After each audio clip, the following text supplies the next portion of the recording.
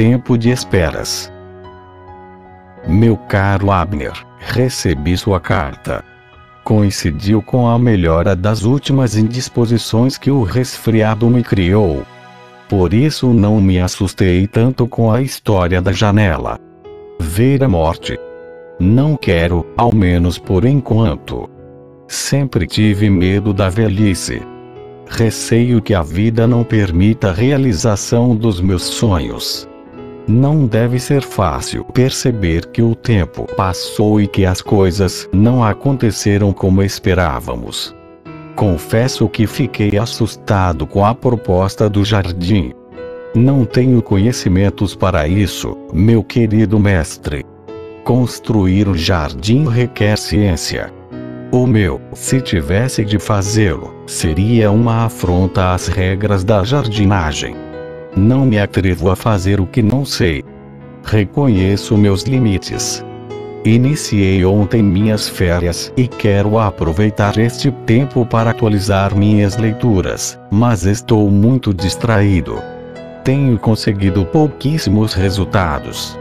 Para usar a mesma linguagem que você, posso dizer que este luto não tem sido fácil de ser organizado. Clara não sai do meu pensamento. Este trauma está difícil de ser curado. As marcas que ela deixou em mim são profundas e definitivas. Gostei dos argumentos com os quais você justifica a sua retirada da vida social. Nunca havia pensado no aspecto positivo da velhice. Como já lhe disse, eu sempre considerei o envelhecimento como algo vergonhoso, humilhante. Perder os controles, a vitalidade, adoecer. Nunca havia pensado nos direitos que brotam dessas realidades. Como você já disse anteriormente, eu sofro de juventude. Estou adoecido pela necessidade de realizar-me, de ir além. Confesso que não estou desejoso de que chegue logo a minha aposentadoria. Ainda não sei pensar em nada sem que Clara esteja participando do pensamento. É quase uma tortura. Por vezes, ouço o som de sua voz, como se estivesse andando ao meu lado. É como ter sede no deserto. A ausência da água faz o andante enxergar o oásis. Concluo, meu velho é aposentado professor, que o amor provoca delírios. Ele me põe num contexto de necessidades que nunca terão fim. Estou ainda mais impaciente comigo mesmo. Em casa não tenho conseguido conversar, tampouco interessar-me pela rotina de minha família. Tudo está pesado, enfadonho. Este amor que tenho por Clara é uma espécie de sede que não há água que possa matar. É uma sede que me faz esquecer da vida real. Quero somente a visão artificial do oásis. É como se eu estivesse vivendo a negação constante da realidade que me envolve. Amo e espero o tempo todo. Espero que volte, que me peça perdão por tudo que me fez sofrer, que diga que foi engano, que ainda me ama e que o florista foi apenas uma ilusão passageira. Confesso que esse é o destino final que quero para minha história, Abner.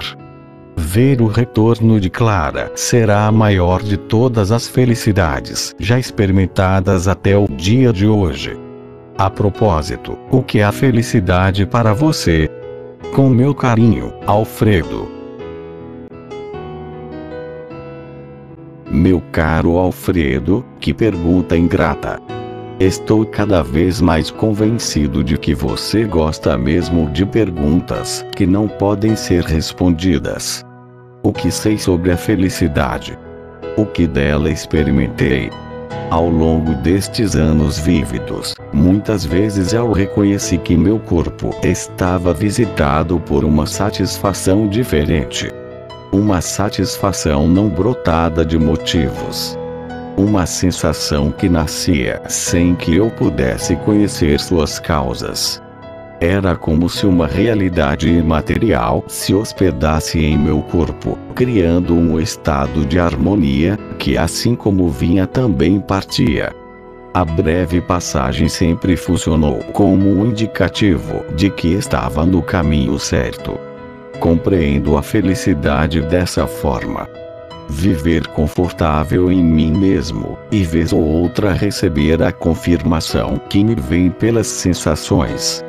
Reconheço minha felicidade escondida em coisas miúdas. São pequenas interferências que quebram o cotidiano e sua continuidade. Por um instante, a vida parece parar. O coração descobre um novo jeito de enxergar o sempre visto, o mundo que nunca muda, e nele encontra um motivo para sorrir, ainda que a vida ande escassa de alegrias. Custa a gente aprender, mas nem sempre a felicidade estará de braços dados com a alegria. A alegria sobrevive de motivos externos. Felicidade não. É mais profunda. Não depende das alegrias para que seja real.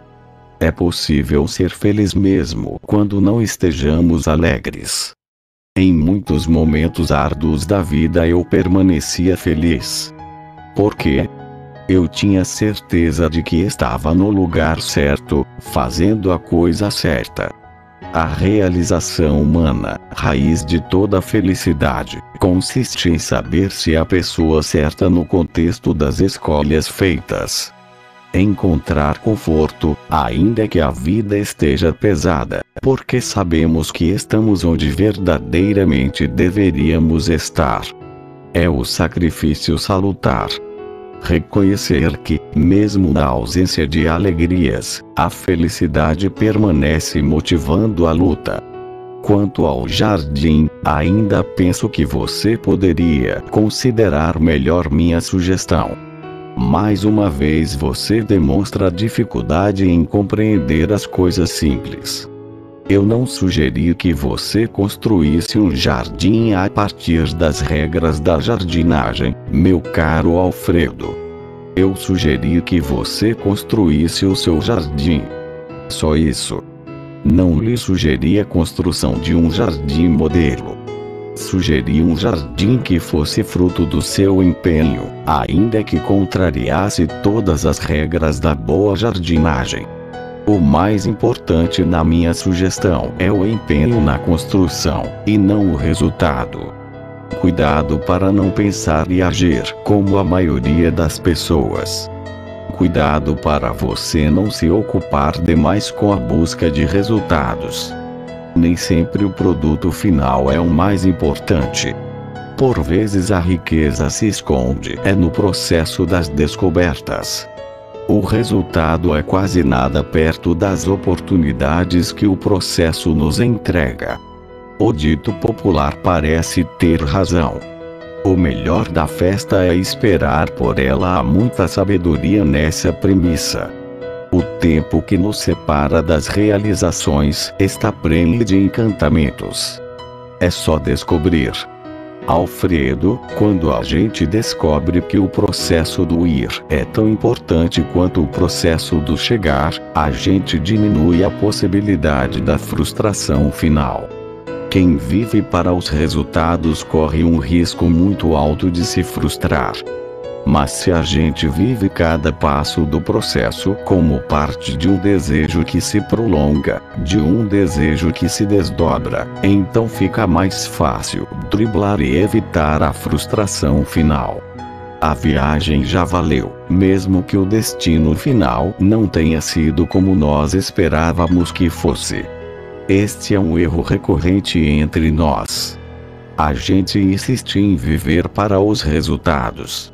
Com isso, não percebemos a graça escondida nos preparos. Queremos a meta final, e cegamente nos encaminhamos para ela. Mas, na pressa de chegar, deixamos de olhar para os lados, e com isso não percebemos que o caminho é belo, e que há matizes interessantes a serem observados. Alfredo, tenho aprendido que preparar a felicidade já é um jeito de ser feliz. Durante a reforma desta casa onde agora vivo, aprendi muito com minha esposa. A iniciativa do restauro foi dela. Eu estava ansioso para ver tudo terminado. Facilmente perdia a paciência. Não estava lidando bem com o período das demoras, que são naturais numa obra. Certa vez, num momento de profunda irritação, enquanto eu esbravejava implorando por pressa, ela me tomou pelo braço, afastou-me até a cozinha e sorrindo me disse que, se eu não aprendesse a saborear as esperas, aquela reforma iria me matar infartado. Ela tinha razão. Diferente de mim, minha esposa vivia a reforma de maneira prazerosa. Ela encontrou o sentido em ver e acompanhar o processo do restauro que as paredes careciam. O que para mim era tortura, para ela era prazer. Depois eu modifiquei o meu olhar sobre a obra. A casa abrigava lembranças preciosas da minha infância. Ver o seu restauro era como reacender dentro de mim a vida que estava adormecida. Minha esposa me fez ver a mística que pode nos desacelerar o passo, sem que isso pareça prejuízo. Na faculdade eu observava em meus alunos as mesmas ansiedades que existiam em mim no tempo em que eu era aluno. A preocupação maior era a prova final. Queriam saber como seriam avaliados. Eu insistia que o ato de aprender é bem mais importante que o ato de demonstrar o que aprendeu. O resultado de uma prova pode dizer muito pouco sobre o verdadeiro conhecimento do aluno. Mas não era um aprendizado fácil. A ansiedade pelo resultado final cegava muitos, impedindo-os de alcançar um crescimento efetivo com o que era ensinado. Por isso eu lhe recomendo, meu novo amigo. Esqueça um pouco o que você já sabe sobre os jardins. Porque o que você sabe sobre os jardins é que você nada sabe sobre eles. Esqueça que não sabe. Conhece aquela história do menino que conseguiu resgatar o amigo que pesava 2 vezes mais que ele no momento em que o amigo afundava numa lagoa? Como ele conseguiu? Não havia ninguém ao lado para dizer que ele não seria capaz. Portanto, nada de antecipar-se como incapaz. O jardim é um lugar vivo, dinâmico. Por isso os erros farão parte do processo. Mas junto dos erros virá o aprendizado. Comece, mas sem medo. Aproxime-se da terra e deixe que ela lhe sugira uma ação inicial.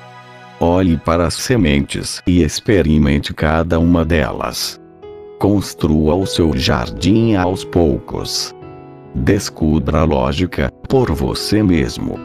O processo de feitura será tão belo que talvez chegue a superar a beleza final.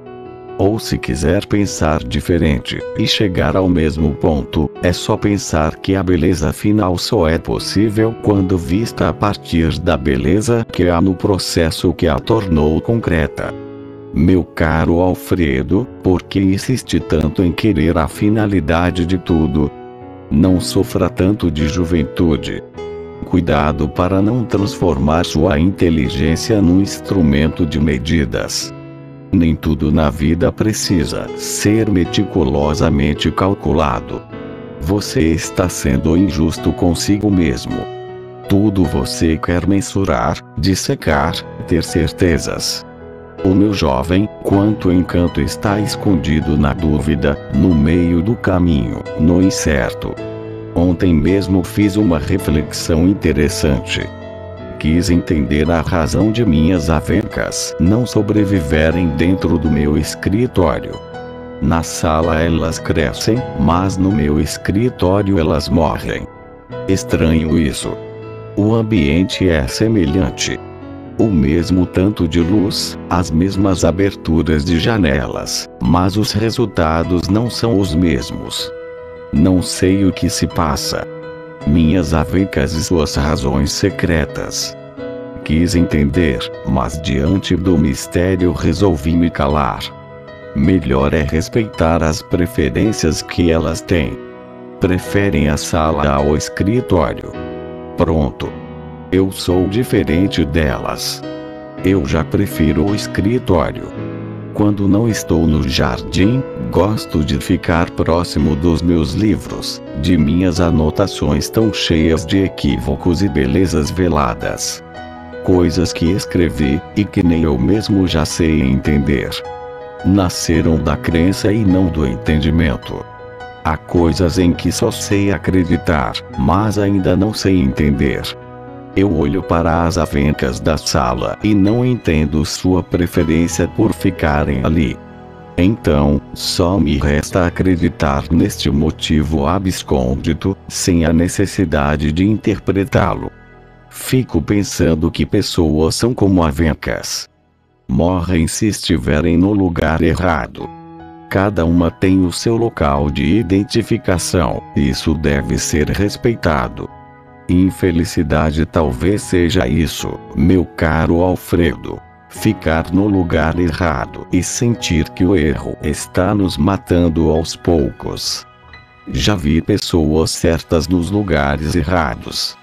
A inadequação é uma forma de morrer antes do tempo. Já observou que há pessoas que se acabam antes mesmo de morrerem? Fiquei sabendo que na China há um rio chamado Amarelo. Ele é diferente de todos os outros rios que há no mundo, por uma razão muito simples. Ele acaba antes de morrer. Já me explico, pois sei que sua inteligência já está incomodada com esse jogo de palavras, e certamente já se pergunta: acabar e morrer não são a mesma coisa? Creio que não. Aqui, neste caso, morrer é mais que acabar. Ao dizer que o destino de todo rio é morrer no mar, isso nos sugere que haverá uma transformação. O que temos é a possibilidade de continuidade. O rio, ao morrer no mar se transforma. Ganhou da vida uma nova maneira de continuar. Ao se misturar em outras águas, ele entra numa nova perspectiva, avança, transforma-se, torna-se mais. Mas quando digo que o rio acaba, isso nos sugere que ele não alcançou o lugar da transformação. Ele acabou antes de morrer.